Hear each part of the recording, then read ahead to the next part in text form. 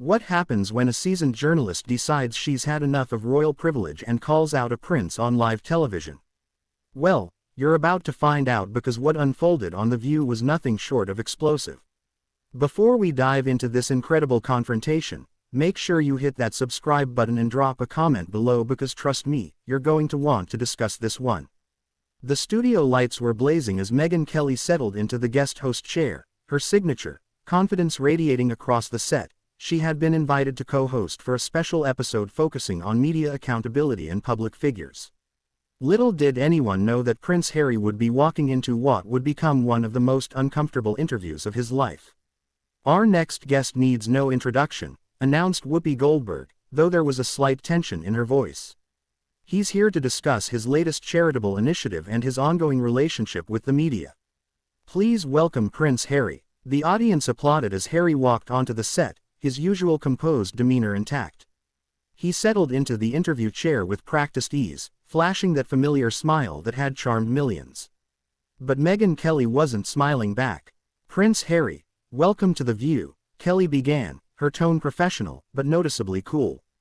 "I have to say it's interesting timing for this appearance given some of the recent statements you've made about media responsibility." Harry shifted slightly, perhaps sensing the undercurrent. "Thank you for having me, Megyn.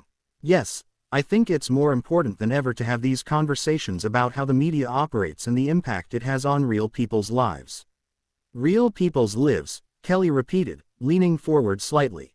"That's fascinating, coming from someone who has made a career out of selling those very personal stories to the highest bidder. Tell me, how do you reconcile advocating for privacy while simultaneously writing tell-all books and giving explosive interviews?" The studio fell silent. This wasn't the softball interview Harry had been expecting. Joy Behar looked uncomfortable while Sarah Ann glanced nervously between the two. Harry's smile faltered for just a moment before he recovered. "I think there's a difference between controlling your own narrative and having it controlled by others. Megyn, when you've been lied about, when your family has been attacked, sometimes you have to set the record straight." "Set the record straight," Kelly nodded, her voice taking on a sharper edge. "Is that what we're calling it? Because from where I sit, it looks more like a systematic campaign to damage your own family for profit.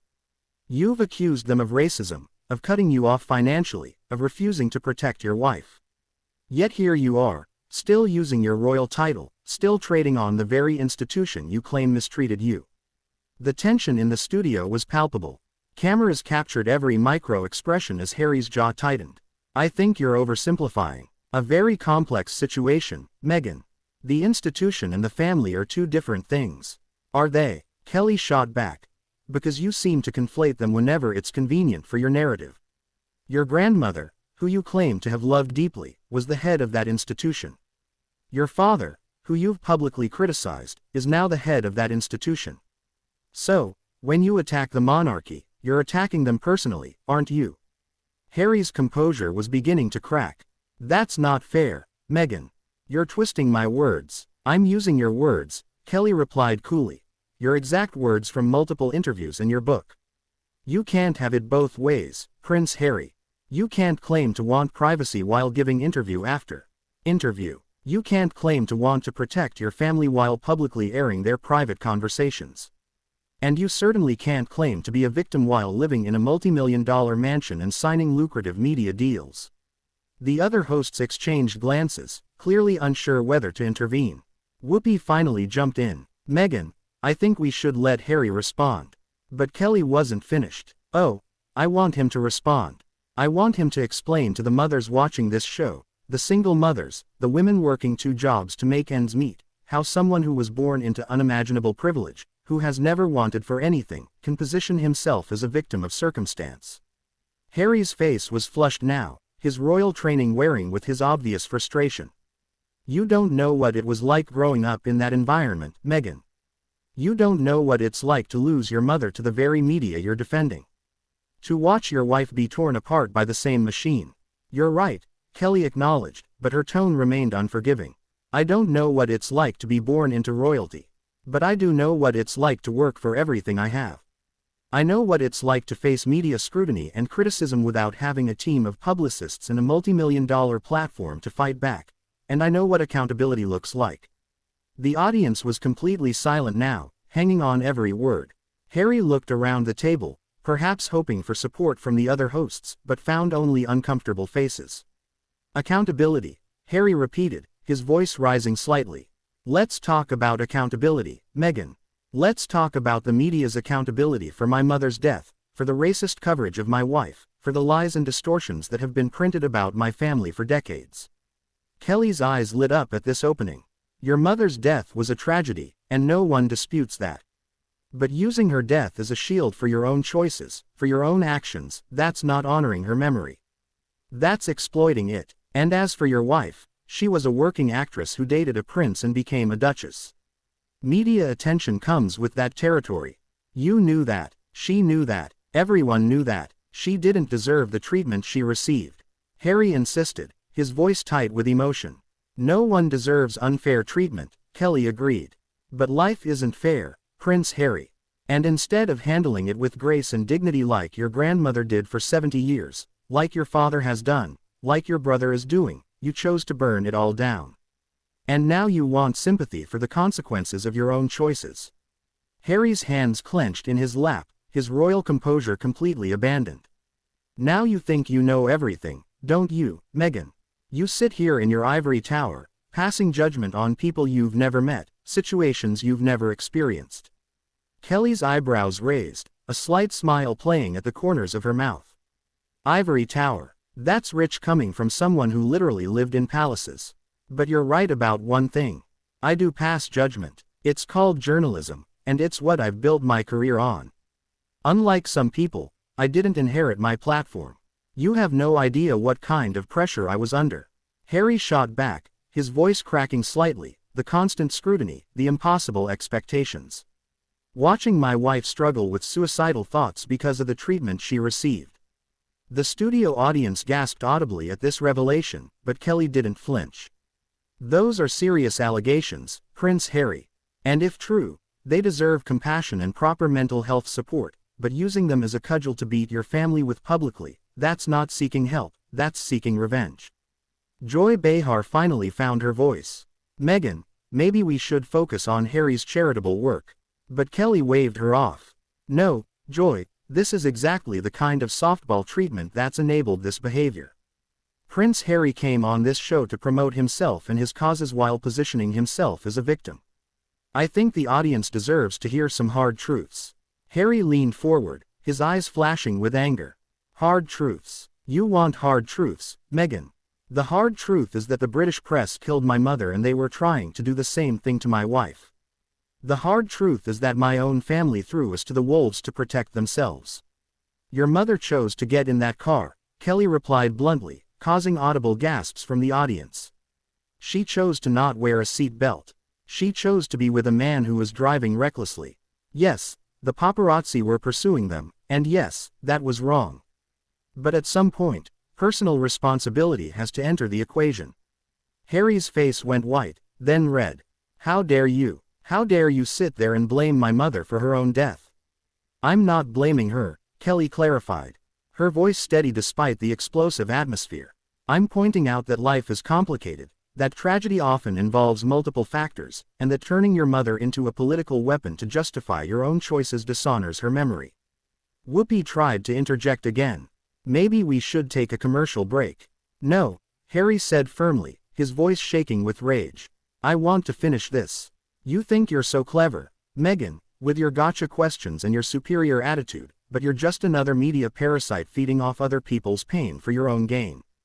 Kelly's smile widened. There it is. The real Prince Harry, the polished, media-trained royal, not the grieving son, not the protective husband, just an entitled manchild who can't handle being challenged. You know what the difference is between us, Prince Harry. When I'm criticized, when I'm attacked, when I make mistakes, I don't write a book about it. I don't go on a global media tour. I don't blame my family. I take responsibility and I move on. You have no idea what you're talking about. Harry sputtered clearly, losing control of the narrative he'd expected to control. Don't I? Kelly leaned back in her chair, completely in command. Now, let me tell you what I see. I see a man who had everything handed to him, who had a platform to do incredible good in the world. And instead of rising to that challenge, instead of honoring the legacy he inherited, he chose to tear it all down because he couldn't handle sharing the spotlight with his brother. This has nothing to do with William, Harry protested. But his voice lacked conviction. Everything has to do with William, Kelly pressed on. He's the heir, you're the spare, and you never got over it. Your whole life has been defined by that dynamic. And instead of finding your own path within it, you decided to burn the whole thing down.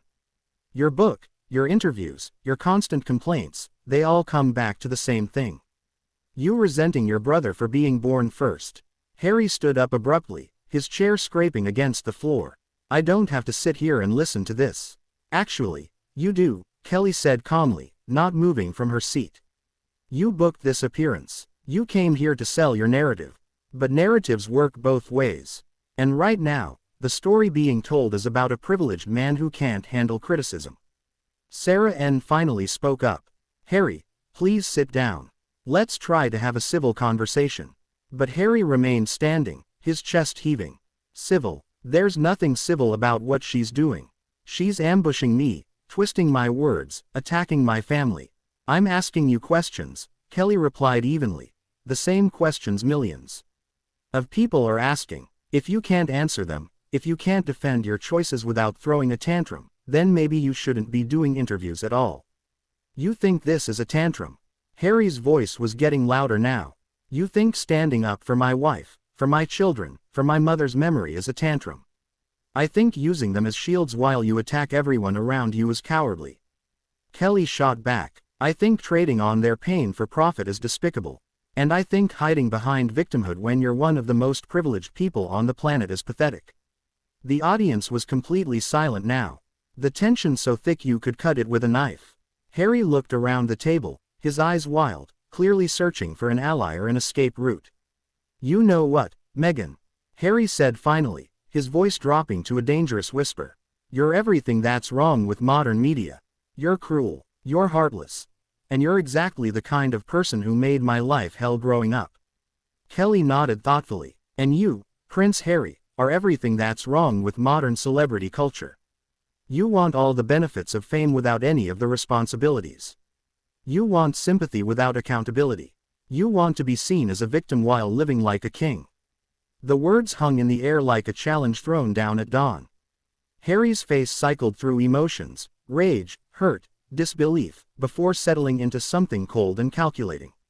He slowly sat back down, his movements deliberate and controlled.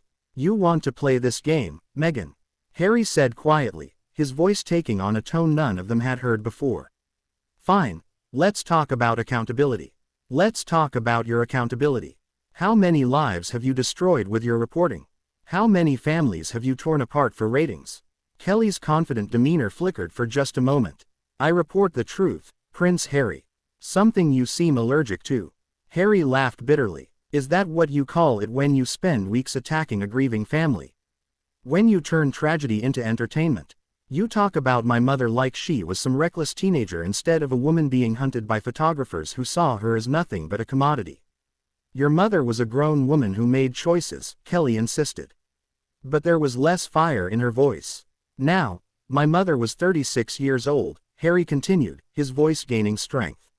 She was trying to find happiness after a marriage that was destroyed by an institution that cared more about appearances than people. She was being stalked, harassed, and commodified every single day of her life. And when she died, people like you turned it into a story, into content, into something to be analyzed and dissected for public consumption.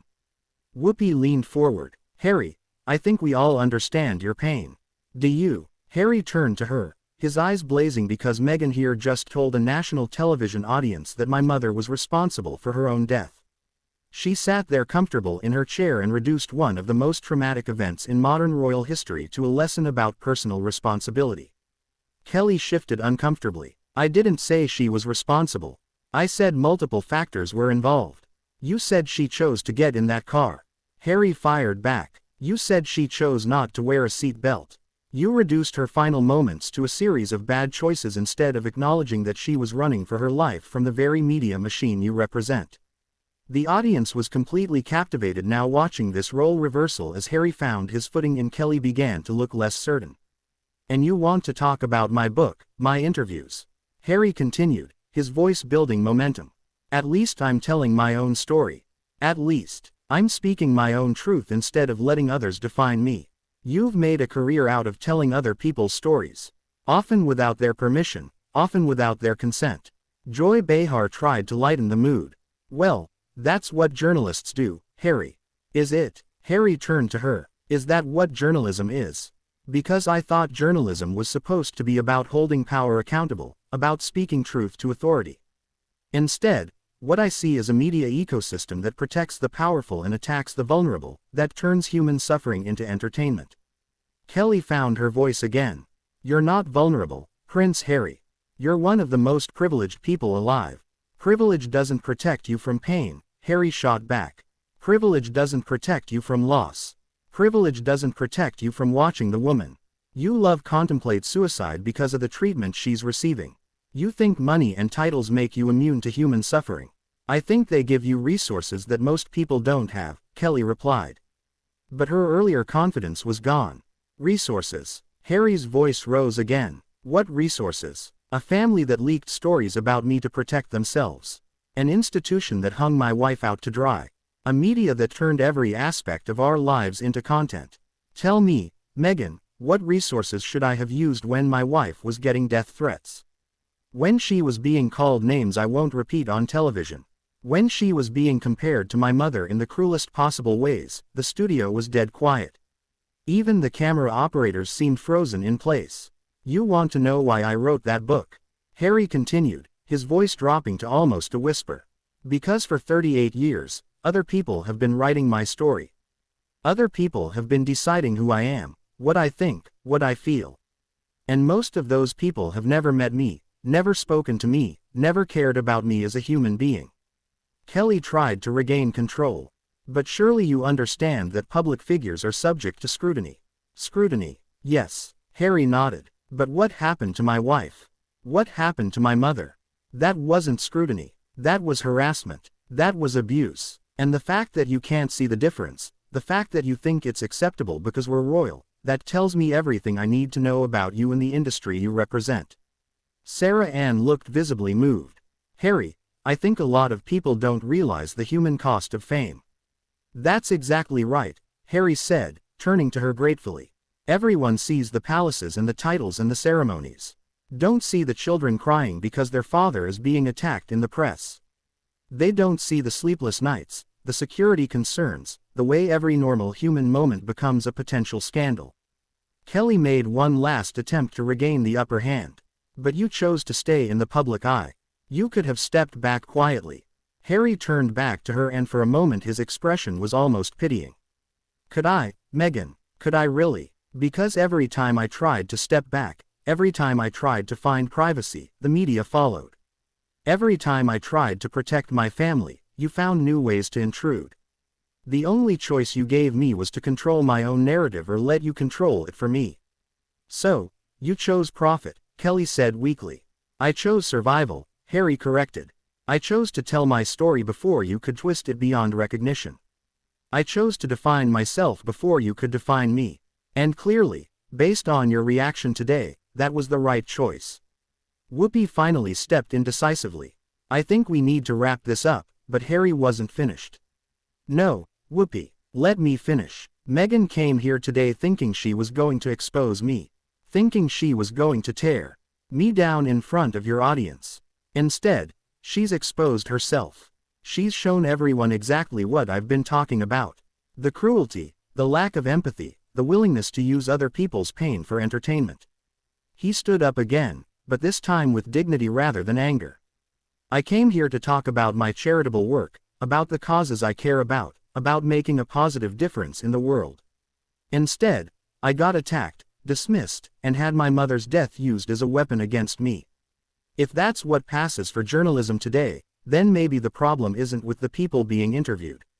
Harry looked directly into the camera. To anyone watching who has ever felt attacked, dismissed, or misunderstood by the media, I want you to know that your pain is valid. Your story matters and you have the right to tell it yourself. He turned back to the panel. Thank you for having me, even if it wasn't the conversation any of us expected. As Harry walked off the set, the studio remained in stunned silence. Kelly sat frozen in her chair, clearly processing what had just happened. The other hosts exchanged glances, unsure how to proceed. Finally, Whoopi found her voice. "Well, that was certainly something. We'll be right back after this commercial break." As the cameras cut away, the audience remained silent, still absorbing the intensity of what they had just witnessed. It was clear that nobody, least of all Megyn Kelly, had expected the interview to end with Prince Harry walking away as the victor. That's a wrap on this incredible confrontation that nobody saw coming. What did you think about Harry's comeback? Did Megyn Kelly go too far, or was she just doing her job? Drop your thoughts in the comments below. And make sure to subscribe for more explosive celebrity moments like this one.